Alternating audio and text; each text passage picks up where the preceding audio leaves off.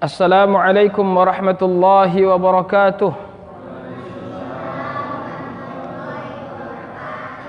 Innal hamdalillah nahmaduhu wa nasta'inuhu wa nastaghfiruh wa na'udzu billahi min shururi anfusina wa sayyiati a'malina.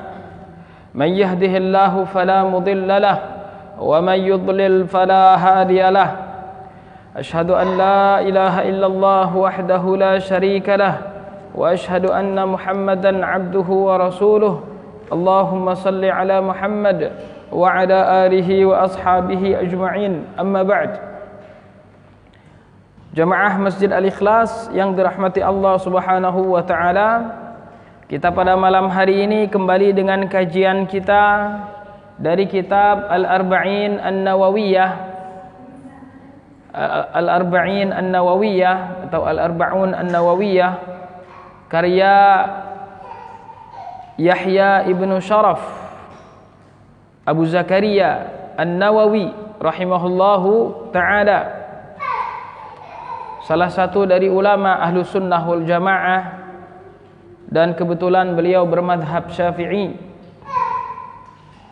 Salah satu dari ulama ahlu sunnah wal jamaah yang bukunya banyak kita dijadikan sebagai rujukan, terutama di dalam menggali hadis-hadis Nabi SAW dan makna-maknanya. Di antara kitabnya yang terkenal adalah Riyadhus Shalihin, kitab yang sangat masyhur sekali, yang berisi tentang ayat-ayat dan hadis-hadis Nabi SAW dari bab ke bab yang berkenaan dengan agama kita. Dan juga di sana ada kitab Al-Majmu', Syarhul Muhadzab. Ini kitab Syafi'i yang memang levelnya level tinggi dan menjadi rujukan bagi para ulama-ulama Syafi'iyah. Al-Majmu', Syarhul Muhadzab. Dan juga beliau punya kitab Rawdatul Talibin dan Minhajul Talibin. Ini juga kitab dalam mazhab Syafi'i yang di bawah kitab Al-Majmu' tadi. Dan juga beliau punya kitab Al-Adhkar, berupa zikir-zikir yang diriwayatkan dari Nabi SAW, dan juga kitab-kitab lainnya. Di antaranya juga ada kitab dalam bahasa Arab. Tayyib, kalau tidak salah itu namanya Muzhir, kitab beliau ya rahimahullah taala. Dan di antaranya adalah kitab yang kita pelajari ini, Al-Arba'un An-Nawawiyah, yang terdiri dari 42 hadis yang berkaitan dengan pokok-pokok dari agama Islam.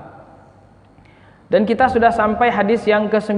Insyaallah taala pada malam hari ini kita akan mengambil hadis yang ke-9 dan ke-10.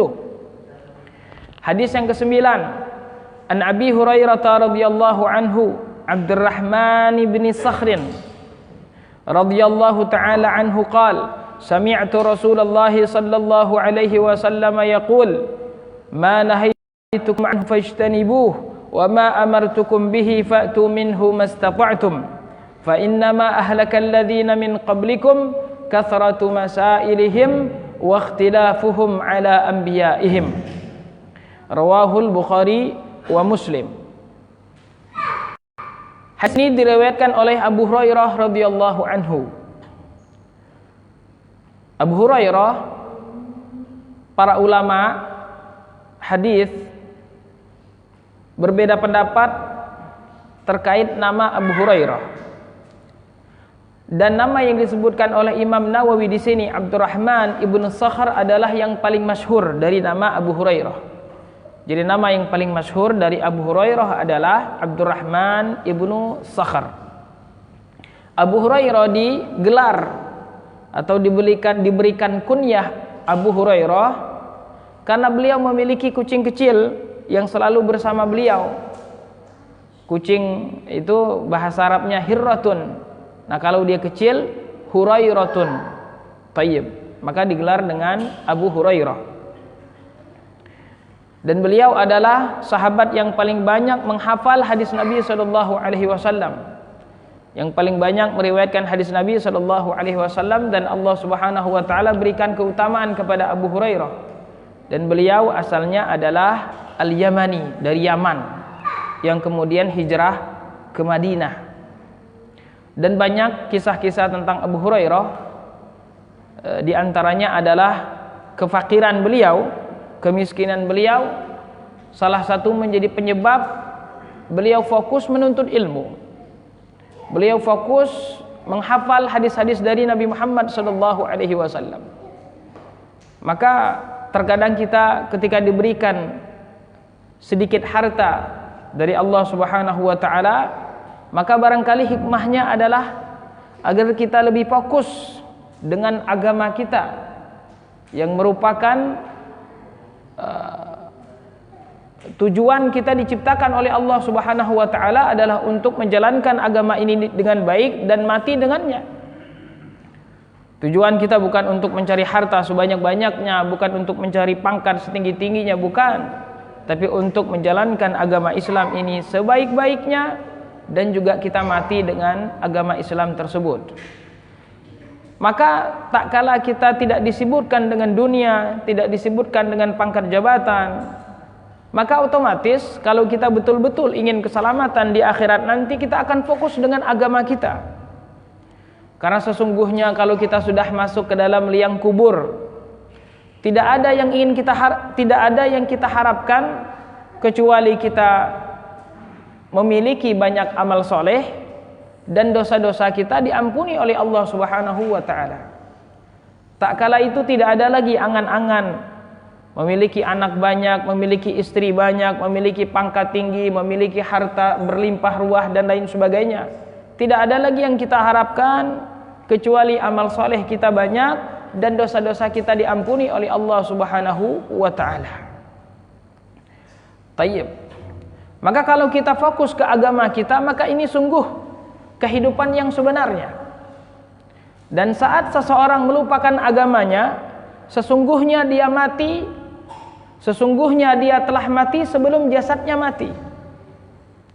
Karena sesungguhnya kita hidup itu dan benar-benar hidup adalah tak kala kita menjawab panggilan Allah Subhanahu wa taala dan Rasulnya. Panggilan Allah Subhanahu wa taala untuk salat ke masjid 5 waktu.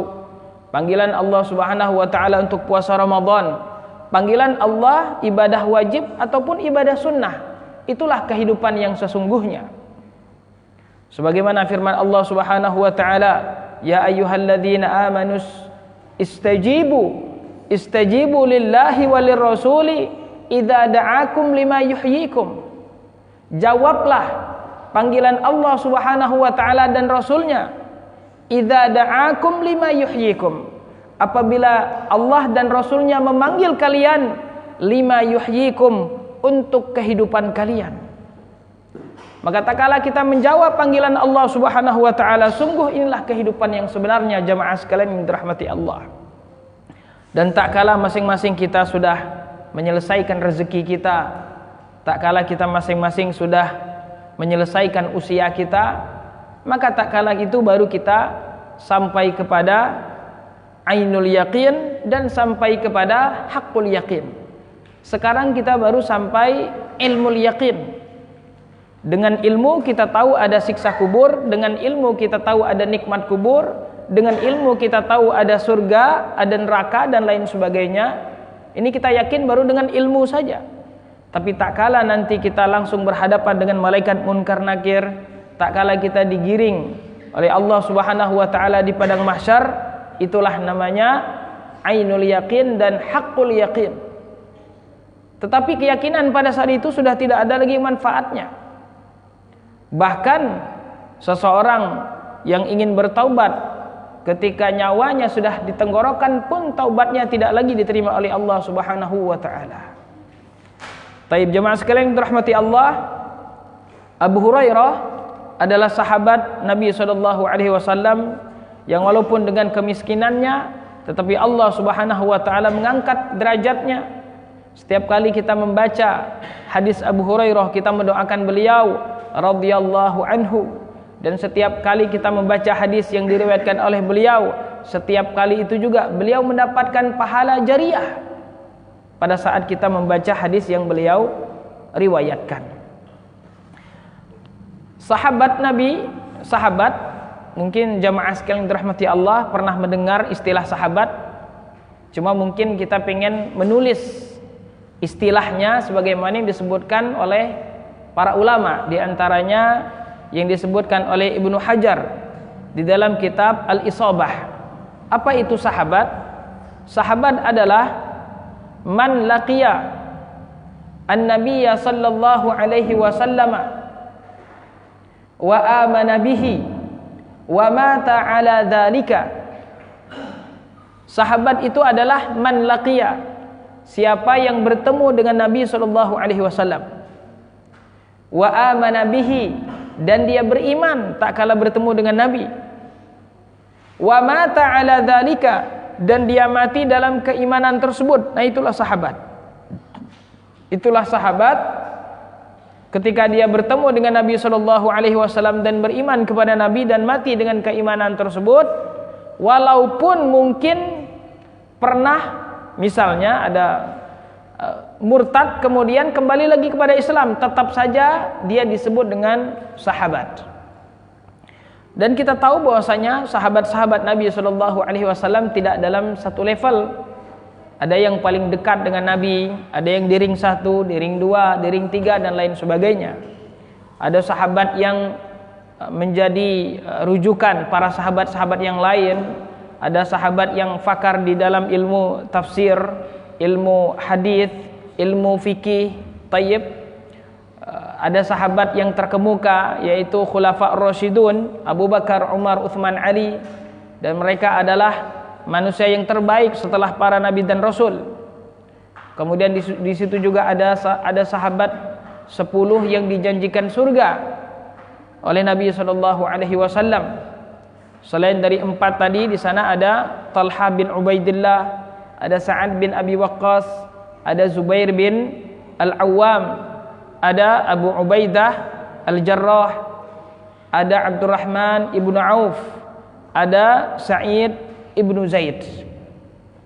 Kemudian juga ada sahabat-sahabat yang meninggal atau yang mengikuti perang Badar.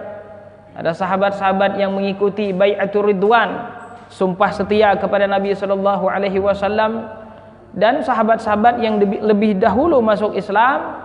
Nah, mereka memiliki keutamaan masing-masing dan memiliki tingkatan-tingkatan yang berbeda dengan sahabat-sahabat lainnya. Tayyib. Dan di sini Abu Hurairah radhiyallahu anhu meriwayatkan hadis Nabi sallallahu alaihi wasallam, qala sami'tu Rasulullah. Dia mendengar Rasulullah sallallahu alaihi wasallam. Nah, mendengar ini adalah tingkatan periwayatan yang paling tinggi. Kalau seorang periwayat perawi mengatakan sami'tu atau sami'na, tayyib, di bawahnya itu ada haddatsana, ada akhbarana, kemudian juga ada an. Ini juga termasuk lafaz periwayatan, cuma lafaz sami'tu ini adalah lafaz periwayatan yang paling tinggi. Sami'tu Rasulullah sallallahu alaihi wasallam yaqul ma nahaitukum anhu fajtanibuh. Apa yang saya larang, ma nahaitukum anhu, apa yang saya larang, fajtanibuh, maka jauhilah. Wa ma amartukum bihi fa'tu minhu mastata'tum, dan apa yang saya perintahkan maka lakukanlah sesuai dengan kemampuan kalian. Nah, di sini Nabi sallallahu alaihi wasallam ketika mengatakan suatu larangan, beliau tidak mengatakan tinggalkanlah larangan tersebut sesuai dengan kemampuan kalian, tidak. Di sini Nabi sallallahu alaihi wasallam hanya mengatakan ma nahaitukum anhu fajtanibu. Apa yang saya larang, perkara-perkara yang haram tersebut, fajtanibu, jauhilah. Di sini tidak ada kata jauhilah semampu kalian, tidak. Berbeda dengan perintah, Nabi sallallahu alaihi wasallam mengatakan wa ma amartukum bihi, dan apa yang saya perintahkan, fa'tu minhu mastata'tum, lakukanlah sesuai dengan kemampuan kalian. Nah, di sini kata Syekh Shalih Ibnu Utsaimin rahimahullahu taala, karena perkara menjauhi larangan Nabi Shallallahu Alaihi Wasallam ini mudah. Perkara menjauhi larangan Nabi Shallallahu Alaihi Wasallam ini mudah dan bisa dilakukan oleh siapapun. Menjauhi, tidak melakukan, ini semua orang bisa untuk melakukannya. Tayyib. Tapi untuk melaksanakan perintah Allah Subhanahu Wa Taala, ketika ada uzur, ketika ada masyaqqah, sesuatu yang memberatkan, sesuatu yang menghalangi, maka Allah Subhanahu Wa Taala perintahkan kepada kita sesuai dengan kemampuan kita. Dan ini juga didukung oleh firman Allah Subhanahu Wa Taala dalam surat Al-Baqarah, la yukallifullahu nafsan illa wus'aha, dan juga di dalam surat Taghabun, fattaqullaha mastata'tum, fattaqullaha mastata'tum, bertakwalah kepada Allah sesuai dengan kemampuan kalian. La yukallifullahu nafsan illa wus'aha, Allah tidak membebani kalian di luar dari kemampuan kalian. Nah, ini masalah perintah. Tayyib. Tak kala kita ingin salat tapi tidak ada air, maka kita bertayamum. Tayyib. Kalau kita tidak bisa salat berdiri, maka kita salat duduk. Tayyib. Kalau kita tidak bisa berwudu dengan air, maka kita karena sakit kita bertayamum tadi. Kalau kita datang bulan suci Ramadan, kita sakit, boleh kita tidak berpuasa. Kita bertakwa kepada Allah untuk menjalankan perintahnya sesuai dengan kemampuan. Tapi untuk meninggalkan larangan, ini semua kita bisa. Ini secara konsepnya. Cuma terkadang karena iman kita yang lemah, karena kejahilan kita terhadap kebesaran Allah Subhanahu Wa Taala, justru terkadang di kita sendiri, justru ketika meninggalkan perintah ini justru seakan-akan inilah yang paling berat daripada menjalankan perintah. Maka ketika kita berbicara misalnya tentang perkara-perkara yang haram, perkara-perkara yang misalnya banyak di kehidupan kita sehari-hari yang itu jelas hukumnya haram, maka terkadang kita berdalih, saya belum sanggup untuk meninggalkannya, saya belum mampu untuk meninggalkannya. Ini sebenarnya bukannya tidak mampu, kita mampu. Kenapa belum berhenti ngerokok? Oh, saya tidak mampu meninggalkan rokok. Ini ucapan dusta, ucapan syaitan. Kita mampu untuk meninggalkan rokok tersebut karena Allah Subhanahu Wa Taala tidak pernah mengatakan, Nabi Shallallahu Alaihi Wasallam tidak pernah mengatakan, tapi misalnya wa ma nahaitukum anhu, misalnya fajtanibuhu mastata'tum, tidak ada. Konsepnya adalah ma nahaitukum anhu fajtanibu, tinggalkanlah. Taib. Kemudian sabda Nabi Shallallahu Alaihi Wasallam, wa ma amartukum bihi fa'tu minhu mastata'tum. Inilah seharusnya jiwa seorang muslim. Ketika datang perintah dari Allah Subhanahu Wa Taala, maka dia langsung fa'tu minhu mastata'tum, langsung menjalankan perintah tersebut, tanpa kemudian banyak bertanya, ini hukumnya kira-kira apa Ustaz? Wajib atau sunnah? Ini kalau wajib oke lah, tapi kalau sunnah masih ada kesibukan. Nah, seharusnya kita sebagai seorang muslim, kalau itu adalah perintah Nabi Shallallahu Alaihi Wasallam, karena Nabi mengatakan, wa ma amartukum bihi, dan apa yang saya perintahkan, fa'tu minhu, kerjakanlah. Tayyib. Sebagaimana firman Allah Subhanahu Wa Taala, wa ma atakumur rasulu fakhudhuh, wa ma atakumur rasul, dalam surat Al-Hasyr. Dan apa yang didatangkan oleh Rasul untuk kalian, apa perintah Allah? Fakhudhuh, maka ambillah. Jadi tidak ada kita disuruh untuk berfikir dahulu, disuruh untuk menimbang dahulu, disuruh untuk kemudian membandingkan dengan adat istiadat kita, dengan masyarakat kita, ini dan lain sebagainya. Tayyib. Dalam sisi penerapan bisa jadi itu mungkin dengan tadarruj, dengan perlahan-lahan mungkin. Tayyib. Ketika kita terapkan di masyarakat, ini juga harus ada fikih dakwahnya, betul. Tetapi di sini adalah yang menjadi hukum asalnya adalah kita langsung mengerjakan tanpa kita kemudian banyak mencari alasan untuk meninggalkan perintah tersebut. Nah, ini kita kadang yang kita cari bukan adalah cara mengerjakannya, tetapi kadang yang kita cari adalah cara menghindarinya. Ini banyak sekali kita, dan ini tipe-tipe muslim-muslim yang lemah imannya seperti kita. Kemudian kata Nabi sallallahu alaihi wasallam, fa inna ma ahlakal ladzina min qablikum kathratu masailihim. Sesungguhnya yang membinasakan orang-orang sebelum kalian. Siapa orang-orang sebelum kita? Kaum Yahudi dan kaum Nasrani. Kaum Yahudi yang dinisbatkan kepada Yahuda. Yahuda ini adalah salah satu dari anaknya Nabi Yakub, Yahuda. Nabi Yakub punya anak berapa? 12. Ada Ruben, ada Zebulon, ada Samuel, ada Yusuf, ada Bunyamin, dan salah satunya adalah Yahuda.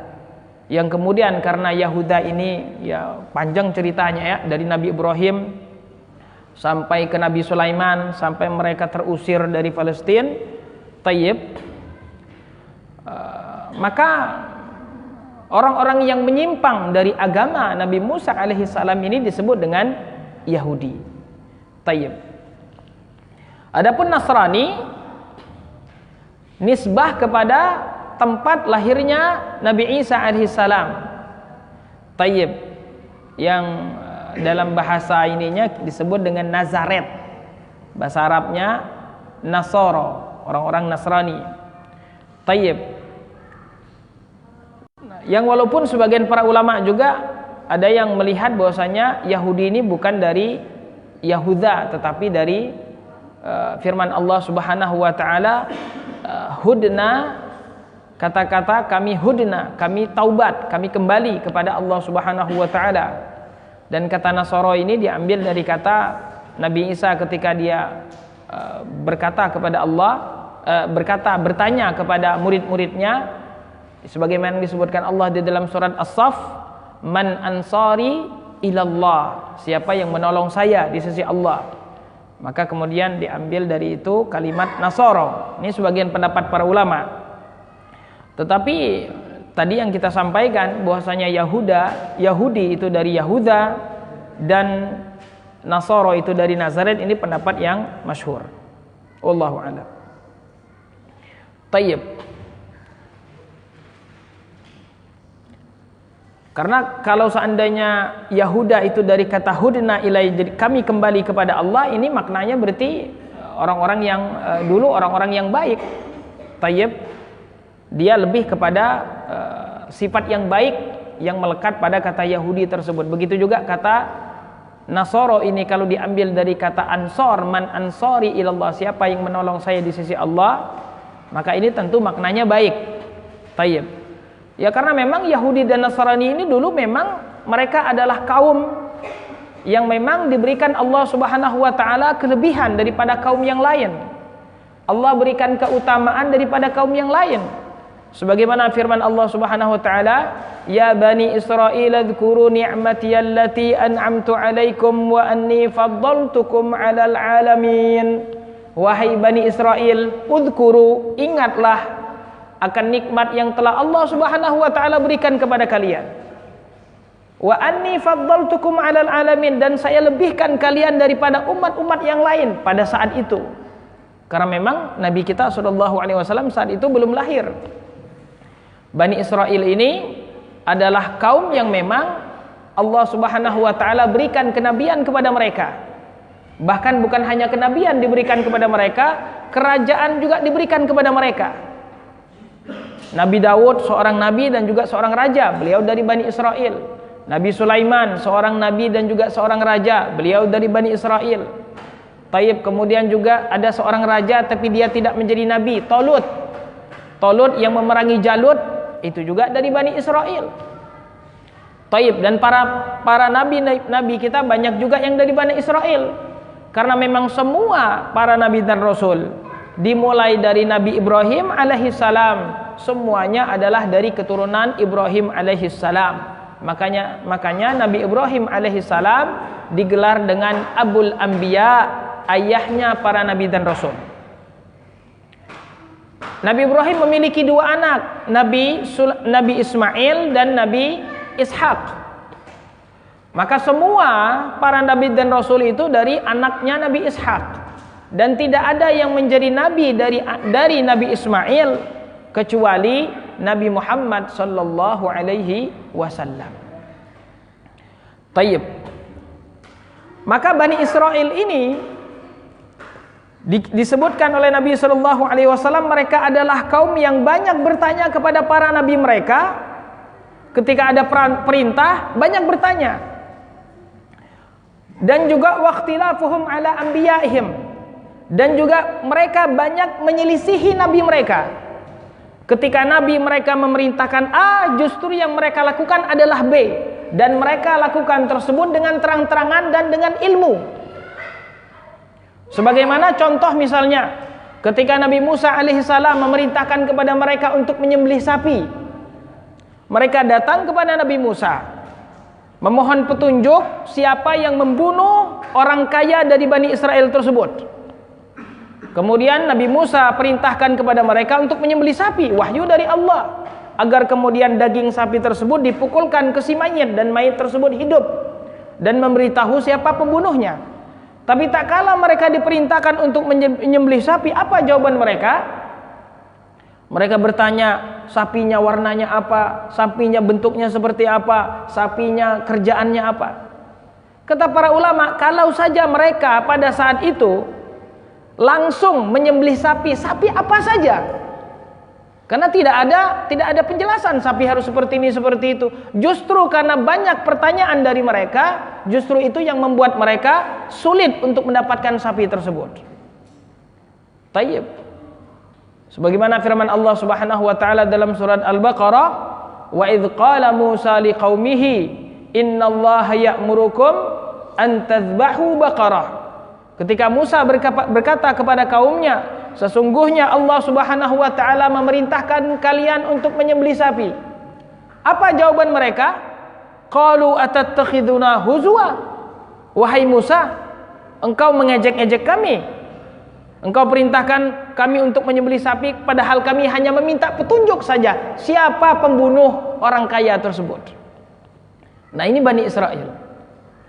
Ketika mereka diperintahkan untuk jihad ke Palestina, tak kala mereka selamat dari kejaran Firaun, mereka diperintahkan untuk memasuki Palestina.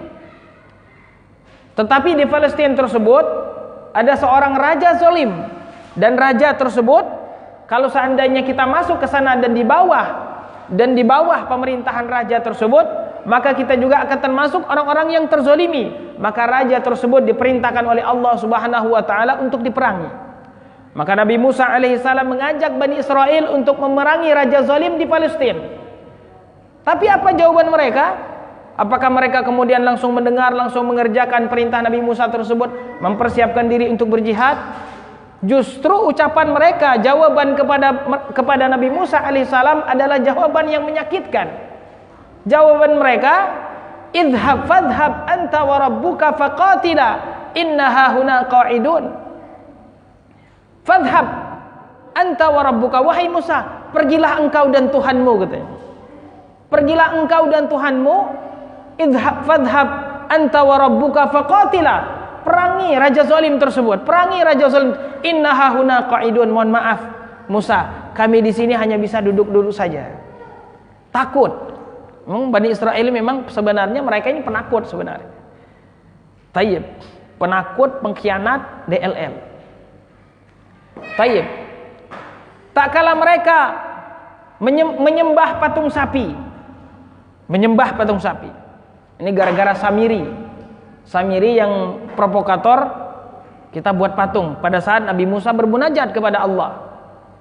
Ditinggalkan Nabi Musa bermunajat, Samiri mengajak Bani Israel membuat patung dari gelang-gelang, kalung-kalung emas perempuan Bani Israel. Dibuatlah patung berupa sapi. Dia katakan inilah Tuhannya Musa, katanya. Tayyib. Maka mereka menyembah patung sapi tersebut, dan atas kelakuan mereka tersebut, mereka dihukumi murtad.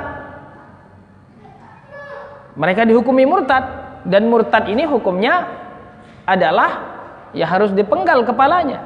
Sebagaimana dalam hukum Islam juga demikian. Dalam hukum Islam kata Nabi sallallahu alaihi wasallam, man baddala dinahu faqtuluh. Barang siapa yang dia keluar dari Islam murtad, maka hukumnya adalah dipenggal kepala, walaupun dia sudah bertaubat, walaupun dia kembali lagi ke Islam, tetap saja harus dilaksanakan hukuman tersebut. Dan tentu yang melaksanakannya adalah pemerintah, bukan dari perorangan, bukan dari organisasi, kelompok dan lain sebagainya, tapi adalah pemerintah. Tayyib. Maka mereka yang menyembah patung sapi tersebut, disebutkan di beberapa kitab tafsir sekitar 70.000. Maka hukumannya adalah mereka harus dibunuh. Tayyib. Tetapi mereka tidak mau, tidak menerima hukuman tersebut. Mereka tidak menerima hukuman tersebut dan mereka mengatakan kepada Musa, wa idz qultum li Musa lan nu'mina laka hatta narallaha jahrah. Wahai Musa, dan ketika kalian berkata kepada Musa, wahai Musa, kami tidak akan percaya kepadamu. Masa kami harus membunuh saudara-saudara kami yang menyembah berhala tadi?